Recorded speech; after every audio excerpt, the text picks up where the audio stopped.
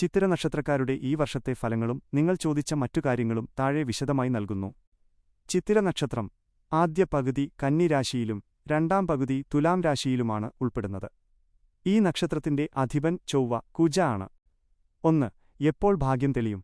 ഈ വർഷം നല്ലതാണോ? ഈ വർഷത്തെ ഫലം 2026. ഈ വർഷം പൊതുവെ സമ്മിശ്ര ഫലങ്ങളാണ് നൽകുന്നത്. വർഷത്തിന്റെ തുടക്കത്തിൽ ചില കാലതാമസങ്ങളും തടസ്സങ്ങളും അനുഭവപ്പെട്ടേക്കാം. എന്നാൽ രണ്ടാം പകുതിയോടെ, പ്രത്യേകിച്ച് ജൂൺ ജൂലൈ മാസങ്ങൾക്ക് ശേഷം കാര്യങ്ങൾ കൂടുതൽ അനുകൂലമാകും. തൊഴിൽ രംഗത്ത് മാറ്റങ്ങളോ സ്ഥാനക്കയറ്റമോ പ്രതീക്ഷിക്കാം. ഭാഗ്യം തെളിയുന്ന സമയം ചിത്തിര നക്ഷത്രക്കാർക്ക് അവരുടെ യഥാർത്ഥ ഭാഗ്യവും സ്ഥിരതയും പൊതുവെ 32 വയസ്സിന് ശേഷമാണ് പൂർണ്ണമായി തെളിയുന്നത്. കഠിനാധ്വാനത്തിലൂടെ മാത്രമേ ഇവർക്ക് വലിയ നേട്ടങ്ങൾ സ്വന്തമാക്കാൻ കഴിയൂ. 2. ബാധദോഷം. ചിത്തിര നക്ഷത്രക്കാർക്ക് പെട്ടെന്ന് ദൃഷ്ടിദോഷം, കണ്ണേറ്, അസൂയക്കാരുടെ ശല്യം എന്നിവ ഏൽക്കാൻ സാധ്യതയുണ്ട്. ചൊവ്വയുടെ സ്വാധീനമുള്ളതിനാൽ ചില സമയങ്ങളിൽ ഉണ്ടാകുന്ന മുൻകോപം ശത്രുക്കളെ സൃഷ്ടിച്ചേക്കാം. ഇതാണ് പ്രധാനമായും ഇവർക്ക് ദോഷമായി ഭവിക്കുന്നത്. പരിഹാരം: മാസത്തിലൊരിക്കൽ ജന്മനക്ഷത്ര ദിവസം ദേവിക്ക് രക്തപുഷ്പാഞ്ജലി കഴിക്കുന്നതും വീട്ടിൽ ഗണപതി ഹോമം നടത്തുന്നതും തടസ്സങ്ങൾ മാറാൻ ഉത്തമമാണ്. 3. ധനയോഗം. സ്വപ്രയത്നത്താൽ സമ്പത്ത് കെട്ടിപ്പടുക്കുന്നവരാണ് ചിത്തിര നക്ഷത്രക്കാർ. സാമ്പത്തിക കാര്യങ്ങളിൽ നല്ല കണക്കുകൂട്ടലുകൾ ഉള്ളവരായിരിക്കും.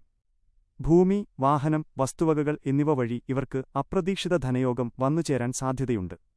ബിസിനസ്, സാങ്കേതിക മേഖല എന്നിവയിൽ ശോഭിച്ചാൽ വലിയ സാമ്പത്തിക നേട്ടങ്ങൾ ഉണ്ടാക്കാം. 4. വിവാഹം എപ്പോൾ? നക്ഷത്രാധിപൻ ചൊവ്വയായതിനാൽ ജാതകത്തിൽ കുജദോഷം, ചൊവ്വാദോഷം ഉണ്ടോ എന്ന് കൃത്യമായി പരിശോധിക്കേണ്ടതുണ്ട്.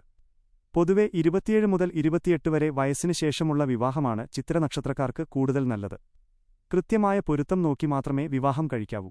ഈ വർഷം വ്യാഴത്തിന്റെ സ്ഥാനം അനുകൂലമായി വരുന്ന മാസങ്ങളിൽ വിവാഹകാര്യങ്ങളിൽ നല്ല തീരുമാനങ്ങൾ ഉണ്ടാകാൻ സാധ്യതയുണ്ട്. 5. ഇഷ്ടദൈവവും ദർശനം നടത്തേണ്ട ക്ഷേത്രങ്ങളും. ഇഷ്ടദൈവം നക്ഷത്രനാഥൻ ചൊവ്വയായതിനാൽ ഭദ്രകാളി, സുബ്രഹ്മണ്യൻ എന്നിവരാണ് പ്രധാന ഇഷ്ടദൈവങ്ങൾ. ശിവഭജനവും ഉത്തമമാണ്. ക്ഷേത്രങ്ങൾ: സ്റ്റാർ ചൊവ്വാഴ്ചകളിൽ സുബ്രഹ്മണ്യക്ഷേത്ര ദർശനം നടത്തുക. പഴനി ദർശനം വളരെ ഉത്തമമാണ്. വെള്ളി, ചൊവ്വാ ദിവസങ്ങളിൽ ദേവീക്ഷേത്രത്തിൽ, പ്രത്യേകിച്ച് ഭദ്രകാളി ക്ഷേത്രം, ഉദാഹരണത്തിന് ചോറ്റാനിക്കര പോലുള്ള ക്ഷേത്രങ്ങളിൽ ദർശനം നടത്തുന്നത് സർവ്വ ഐശ്വര്യങ്ങൾക്കും കാരണമാകും. 6. ജപിക്കേണ്ട മന്ത്രങ്ങൾ. നിത്യവും രാവിലെയും വൈകുന്നേരവും വിളക്കുവച്ച് താഴെ പറയുന്ന മന്ത്രങ്ങൾ ജപിക്കുന്നത് വളരെ നല്ലതാണ്. സുബ്രഹ്മണ്യ മന്ത്രം കൂടുതൽ ഓം ശരവണഭവ ദിവസവും 108 തവണ ജപിക്കുക. ചൊവ്വ ഗായത്രി മന്ത്രം ദോഷശാന്തിക്ക് കൂടുതൽ ഓം അങ്കാരകായ വിദ്മഹേ ശക്തിഹസ്തായ ധീമഹി തന്നോ ഭൗമഃ പ്രചോദയാത്.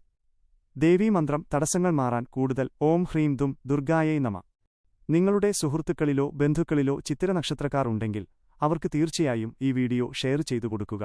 ഇതുപോലുള്ള കൂടുതൽ ജ്യോതിഷ വിവരങ്ങൾക്കും നക്ഷത്രഫലങ്ങൾക്കുമായി ഈ ചാനൽ ഇപ്പോൾ തന്നെ സബ്സ്ക്രൈബ് ചെയ്യുക. നിങ്ങളുടെ അഭിപ്രായങ്ങളും നിങ്ങളുടെ നക്ഷത്രം ഏതാണെന്നും താഴെ കമന്റ് ചെയ്യാൻ മറക്കരുത്. ഒപ്പം ആ ലൈക്ക് ബട്ടൺ കൂടി ഒന്ന് അമർത്തുക.